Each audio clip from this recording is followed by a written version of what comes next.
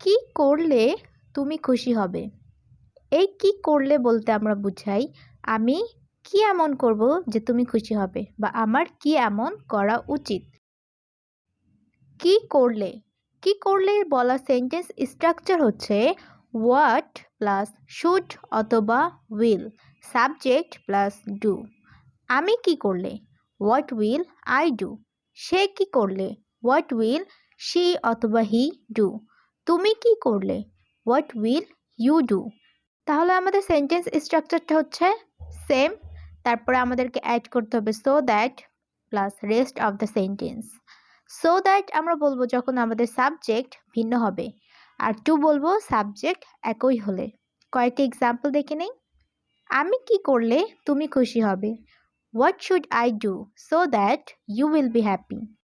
কি করলে তুমি সেখানে যাবে, what will I do so that you will go there. সে কি করলে তুমি রাজি হবে, what will she do so that you will be agree. সে কি করলে পরীক্ষায় পাশ করবে, what should he do to pass the exam.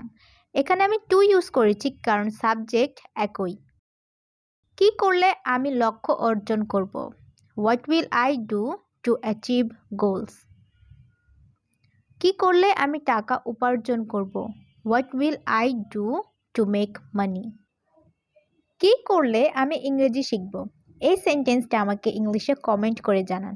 Video কেমন লেগেছে অবশ্যই কমেন্টে বলবেন। ভালো থাকবেন। আসসালামু আলাইকুম।